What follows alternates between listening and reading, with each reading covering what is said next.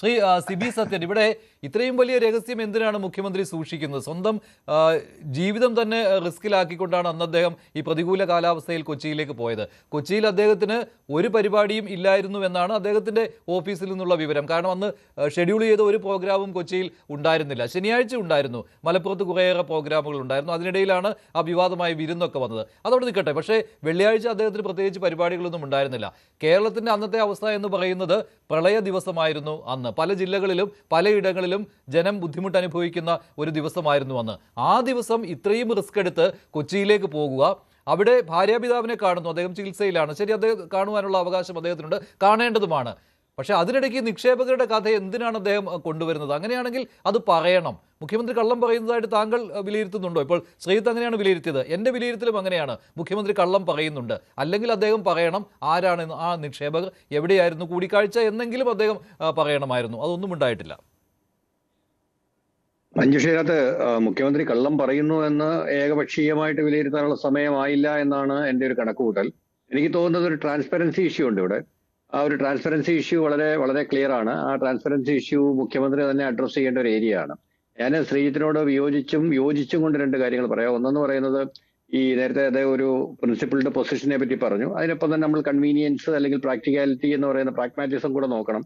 ഒരു മുഖ്യമന്ത്രി എന്ന നിലയിൽ ചിലപ്പോൾ തിരക്കുകൾ ഉണ്ടാവാം. അപ്പൊ നമ്മൾ 80 ലക്ഷം രൂപ എല്ലാ മാസവും വാടക കൊടുത്ത് എടുത്തിട്ടിരിക്കുന്ന ഒരു ഹെലികോപ്റ്റർ നമുക്ക് 25 മണിക്കൂർ പറപ്പിക്കാൻ പറ്റും. അപ്പൊ അത് പറപ്പിച്ച് അദ്ദേഹം ഒരു ഫംഗ്ഷന് പോയി, അല്ലെങ്കിൽ ഒന്നിലേറെ ഫംഗ്ഷന് പോയി, അല്ലെങ്കിൽ ഏതെങ്കിലും ഇൻവെസ്റ്ററെ കണ്ടു എന്ന് പറയുന്നത് നമ്മൾ ഭയങ്കര നെഗറ്റീവായിട്ട് കാണേണ്ട കാര്യമൊന്നുമില്ല. പക്ഷെ ഈ പറഞ്ഞതുപോലെ ഏത് ഇൻവെസ്റ്ററെയാണ് കണ്ടത് എന്ന് അദ്ദേഹത്തിന് ധൈര്യമായി തുറന്നു പറയാവുന്നതാണ്. ആ ഒരു ട്രാൻസ്പെറൻസി അദ്ദേഹം പറയുന്ന, ഓക്കെ, ചില പ്രൈവറ്റ് സ്ഥാപനങ്ങളും ഒക്കെ ആരെയാണ് തങ്ങൾ കണ്ടത്, എന്ത് കൂടിക്കാഴ്ചയാണ് നടത്തിയത് തുടങ്ങിയൊന്നും പുറത്തു പറയാൻ പറ്റാത്ത സംഭവങ്ങളുണ്ട്. ഉദാഹരണമായിട്ട് ലിസ്റ്റഡ് കമ്പനികൾക്ക് അവരുടെ ഡിസ്കഷൻസ് വളരെ ഏർലി സ്റ്റേജിലൊന്നും പുറത്തു പറയാൻ പറ്റണമെന്നില്ല. പക്ഷെ ഇത് സർക്കാരാണ്. സർക്കാരിന് ഇത്രയും രഹസ്യങ്ങൾ ജനങ്ങളിൽ നിന്ന് ഭയങ്കരമായിട്ട് കാത്തു സൂക്ഷിക്കേണ്ട കാര്യമൊന്നുമില്ല. അദ്ദേഹത്തിന് കുറച്ചുകൂടി ട്രാൻസ്പെറന്റ് ആകാവുന്നതാണ്. 2 ദിവസം പറഞ്ഞ കാര്യങ്ങളും 2 തരത്തിലായി പോയില്ലേ ശ്രീ സിബി സത്യൻ? മാത്രമല്ല, അദ്ദേഹം ഈ കാര്യം ചോദിക്കുമ്പോൾ അദ്ദേഹം ചൂടാവുകയാണ്. അദ്ദേഹത്തിന്റെ ശരീരഭാഷ ആകെ മാറുന്നു, വിറയൽ വരുന്നു. ഇതാണ് സംഭവിച്ചുകൊണ്ടിരിക്കുന്നത്. അത് ഈ ട്രാൻസ്പെറൻസി ഇല്ലായ്മയുടെ ഉദാഹരണമായി മാറുകയാണല്ലോ. അതെ, ഞാൻ നേരത്തെ പറഞ്ഞ പോലെ ട്രാൻസ്പെറൻസി ഇഷ്യൂ വളരെ എവിഡന്റ് ആണ് ഇതിനകത്ത്. അദ്ദേഹത്തിന് കുറച്ചുകൂടി ട്രാൻസ്പെറന്റ് ആവാം. കാരണം എന്താ വെച്ച് കഴിഞ്ഞാൽ ഇത്രയും രഹസ്യമായിട്ട് കേരളത്തിലേക്ക് ഒരു ഇൻവെസ്റ്റ്മെന്റ് കൊണ്ടുവരേണ്ട അത്യാവശ്യമൊന്നുമില്ല. നമുക്ക് ഇന്ന കമ്പനിയാണ്, അല്ലെങ്കിൽ ഇന്ന ആൾക്കാരാണ്, ഇന്ന സംഭവമാണെന്ന് അദ്ദേഹത്തിന് തുറന്നു പറയാവുന്നതേ ഉള്ളൂ. പക്ഷേ ഹെലികോപ്റ്റർ യാത്ര എന്ന് പറയുന്നത് ഇത്ര വലിയ വിവാദമാക്കണമെന്നും എനിക്ക് തൽക്കാലം തോന്നുന്നില്ല. കാരണം എന്തായാലും കേരള സർക്കാർ പണം കൊടുക്കുന്നുണ്ട്. എന്തായാലും നമ്മൾ 80 ലക്ഷം രൂപ 25 മണിക്കൂർ പറക്കുന്നതിന് ചെലവാക്കുന്നുണ്ട്. ആ മണിക്കൂർ ചെലവാക്കുന്നതിനായിട്ട് ഇനി അടുത്ത ഏതാണ്ട് ഈ മാസം ഏതാണ്ട് അവസാനിക്കാറായി. അതിനു മുമ്പ് അൺയൂസ്ഡ് ആണെങ്കിൽ അത് ഉപയോഗിക്കുന്നതിൽ തെറ്റൊന്നുമില്ല. അതിലെന്ത് പ്രശ്നം എന്ന് പറഞ്ഞാൽ, ശരിയാണ്, അദ്ദേഹത്തിന് ഹെലികോപ്റ്റർ യാത്ര നടത്താം. മുഖ്യമന്ത്രിമാർ ഹെലികോപ്റ്ററിൽ യാത്ര ചെയ്ത് അടിയന്തര ആവശ്യങ്ങൾക്ക് പോയതുകൊണ്ട് കുഴപ്പമൊന്നുമില്ല. കാരണം കേരളം അങ്ങനെ ഒരു കരാർ ഉണ്ടാക്കിയിട്ടുണ്ട്, 80 ലക്ഷം കൊടുക്കുന്നുമുണ്ട്. പക്ഷേ ഇദ്ദേഹം നേരത്തെ പ്രതിപക്ഷ നേതാവായിരുന്നപ്പോൾ പറഞ്ഞ ആ വിമർശനത്തിൽ ഒരു വാചകമുണ്ട് കേട്ടോ, സർക്കാരിന് എന്തുകൊണ്ട് ഈ കരാർ റദ്ദാക്കിക്കൂടാ എന്ന്. അധികാരത്തിൽ വന്നിട്ട് 2 മാസം കഴിഞ്ഞുവല്ലോ, കരാർ റദ്ദാക്കിയിട്ടില്ലല്ലോ. കരാർ റദ്ദാക്കാൻ പറ്റുന്നതാണെങ്കിൽ റദ്ദാക്കാമല്ലോ. ചിലപ്പോൾ അതിന് വ്യവസ്ഥകൾ മറ്റുള്ളതുണ്ടായിരിക്കാം. പക്ഷെ ഇതറിയാതെയാണോ അദ്ദേഹം അന്ന് പ്രതിപക്ഷ നേതാവായിരുന്നപ്പോൾ ഈ കരാർ റദ്ദാക്കിക്കൂടെ എന്ന് ചോദിച്ചതെന്നുള്ള കാര്യം കൂടി ഉണ്ട് കേട്ടോ. അതുകൂടി ഉയർന്നു വരും. അല്ല, അത് ഈ പറഞ്ഞതുപോലെ പ്രാക്ടിക്കൽ പൊളിറ്റിക്സിന്റെ ചില പ്രതിസന്ധികളായിരിക്കണം. ഒരു പ്രതിപക്ഷത്തായിരിക്കുമ്പോൾ ഒരു പൊസിഷൻ സ്വീകരിക്കുകയും ഭരണപക്ഷത്തായിരിക്കുമ്പോൾ മറ്റൊരു പൊസിഷൻ സ്വീകരിക്കുകയും ചെയ്യുക എന്നത് നമ്മുടെ രാഷ്ട്രീയത്തിൽ നിരന്തരം കണ്ടുവരുന്ന ഒരു പ്രതിഭാസമാണ്. അതിനെ നമുക്ക് ഈ പറഞ്ഞതുപോലെ എന്താ പറയുന്നത്, ഒരു ഭയങ്കര തെറ്റാണ്.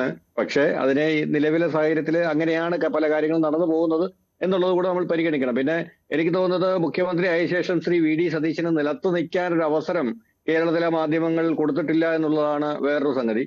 അദ്ദേഹത്തിനെ ഒന്ന് നിലയുറപ്പിക്കാൻ, അദ്ദേഹത്തിന് ഈ പറഞ്ഞതുപോലെ എന്താ പറയുക, ഭരണപരിചയമൊക്കെ ഉണ്ടാക്കി കുറച്ചൊന്ന് സ്ട്രോങ് ആവാനുള്ള അവസരം കൊടുക്കാതെ അതിമാരകമായിട്ട് ഇത്തിരി അധികപ്പറ്റായിട്ട് വേട്ടയാടുന്നു എന്ന് എനിക്ക് തോന്നുന്നുണ്ട്. ഒരു അല്ലല്ല, അദ്ദേഹത്തിനെ വേട്ടയാടുന്നു എന്നൊക്കെ പറയുമ്പോൾ അദ്ദേഹത്തിനെതിരെ വിമർശനം ഉയർന്നു വരുന്നത് അദ്ദേഹത്തിന്റെ പാർട്ടിയിൽ നിന്ന് തന്നെയാണെന്ന് കേട്ടോ. ഈ വിഷയത്തിൽ അല്ല. ഈ വിഷയത്തിൽ അങ്ങനെ പരസ്യമായിട്ടുള്ള അഭിപ്രായപ്പെടുന്നത് മുൻപുള്ള പല കാര്യങ്ങളിലും കാര്യങ്ങൾ ഉയർന്നു ചർച്ചകളിൽ അദ്ദേഹത്തിന് ദിവസങ്ങളായി നടക്കുന്ന വിമർശനങ്ങൾ എനിക്ക് തോന്നുന്നു അല്പം ബിലോ ദ ബെൽറ്റ് അല്ലേ എന്ന്. കാരണം ഒന്നെന്ന് പറയുന്നത്, നമ്മൾ 2018 ഏറ്റവും വലിയൊരു പ്രളയം കേരളം കണ്ടത്. അതുമായിട്ട് ഒരു തരത്തിലും തുലനം ചെയ്യാൻ സാധ്യതയില്ലാത്ത അല്ലെങ്കിൽ തുലനം ചെയ്യേണ്ട ആവശ്യമില്ലാത്ത ഒരു പ്രതിസന്ധിയാണ് കേരളത്തിൽ 2-3 ദിവസം മുമ്പ് രൂപപ്പെട്ടത്. അത് ശരിയാണ്. അത്ര പക്ഷെ അങ്ങനെ ഭീകരം എന്ന് വരുമ്പോഴും പറയാനില്ല. ആ പ്രളയ ദുരിതം അപ്പൊ അനുഭവിക്കുന്ന ആളുകളുടെ അവസ്ഥ അത് നമുക്ക് കണ്ടില്ലെന്ന് നടിക്കാനാവില്ല. അത് കേരള മുഖ്യമന്ത്രിക്കും കണ്ടില്ലെന്ന് ഇല്ല, നടിക്കാനാവില്ല. അതൊരിക്കലും ആ അതൊരിക്കലും ദിവസമാണ് കണ്ടില്ലെന്ന് അദ്ദേഹം ഈ നടിക്കണമെന്നല്ല ഞാൻ യാത്രയ്ക്ക് പറഞ്ഞത് തിരഞ്ഞെടുത്തത് മഞ്ജുഷ്. എന്നുള്ള കാര്യം കൂടിയുണ്ട്. ഞാൻ പറഞ്ഞത് ഞാൻ പറഞ്ഞ അപ്പൊ ഈ ഓരോ ഔദ്യോഗികമായിട്ടുള്ള കാര്യങ്ങൾ പ്രതിസന്ധി നേരത്തെ നടക്കുന്ന ഷെഡ്യൂൾ സ്ഥലത്തും ഓരോ ചെയ്തതാണെങ്കിൽ മന്ത്രിമാരെ കുഴപ്പമില്ലായിരുന്നു. പക്ഷേ അൺഷെഡ്യൂൾഡ് ആയിട്ടുള്ള കാര്യങ്ങൾ പോലുമായിരുന്നു വെള്ളിയാഴ്ച ഉണ്ടായിരുന്നത്. അതുകൊണ്ട് ഈ അവലോകന യോഗങ്ങൾ ചേരുവാനും കൃത്യമായ നിർദ്ദേശങ്ങൾ കൊടുക്കുവാനും ഒക്കെ മുഖ്യമന്ത്രി സമയം കണ്ടെത്താതെ ഇങ്ങനെ ഹെലികോപ്റ്റർ യാത്ര നടത്തിയത് എന്തിനാണ് എന്ന ചോദ്യം വരുമ്പോൾ അത് സ്വാഭാവികമായിട്ടുള്ള വിമർശനമാണ്. ശ്രീ എം ജയചന്ദ്രൻ.